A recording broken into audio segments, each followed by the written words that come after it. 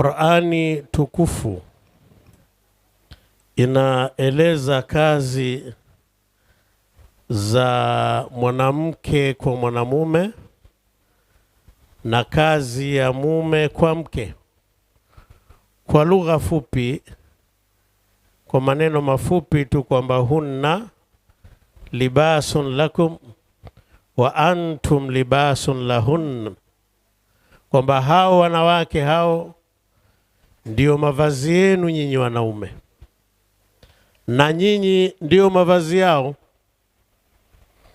Nimeelekea huku kwa sababu leo kibla chetu wote ni yule bwana kule, kwamba hao wanawake ndio mavazi yenu, Qur'ani yasema, na nyinyi wanaume ndio mavazi yao.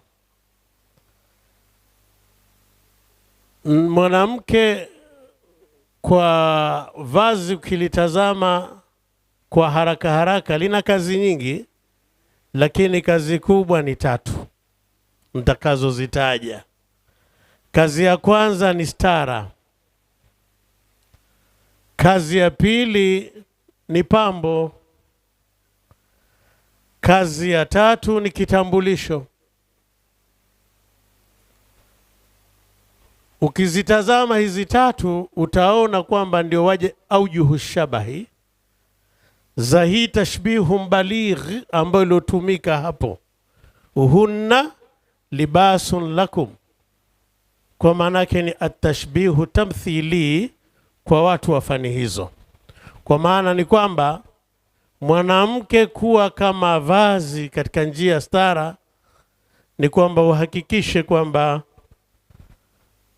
mwanamke kazi yako kwa mwanamume na mwanamume kwa mwanamke zote za fanana, kila mmoja amstiri mwenzake. Katika ndoa mwanamume uwe ni stara kwa mke na mke uwe ni stara kwa mume. Kwa maana ni kwamba mwanamke mzuri na hata mwanamume mzuri wa kheri ni yule anayeficha siri za mwenzake. Usiwe mwepesi kuzungumza aibu za mwenzako. Akishakuwa kwamba ni mwenza wako, basi hakikisha kwamba wewe ndio unayemhifadhia siri, kama vile vazi linavyofanya kazi ya kutuhifadhia siri zetu. Lau hapa kila mmoja asingekuja kavaa, mnisamehe katika lugha hiyo, ni kwamba ingekuwa mtihani mkubwa, ndivyo sivyo? Lakini kwa sababu kuna mavazi, basi tumestirika. Basi uwe ni nguo kwa mkeo.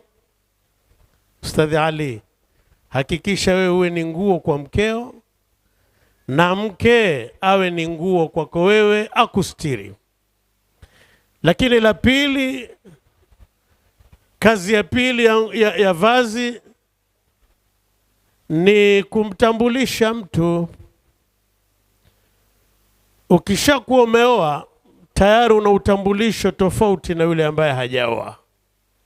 Kwa hakikisha ule utambulisho wako kama mume unauhifadhi katika maisha yako ya kila siku, na mke utambulisho wako kama mke, hifadhi utambulisho wako katika maisha yako ya kila siku. La tatu na la mwisho ni kwamba vazi huwa ni pambo.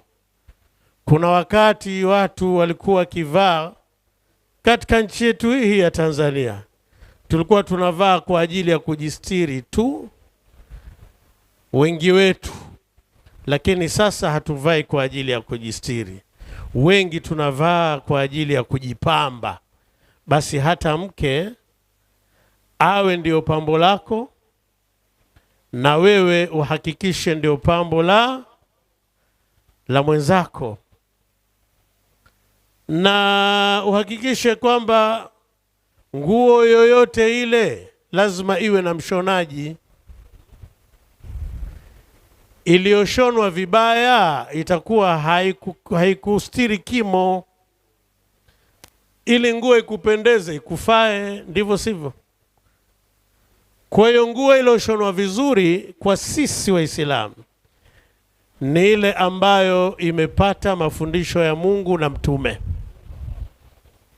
Ukitaka ndoa yako iwe na stara, hakikisha ndani ya maisha yako mafundisho ya Mungu na mtume ndiyo unayokwenda nayo sambamba. Daa ila Allahi falmustamsikuna bih, mustamsikuna bihablin ghairi munfasimin.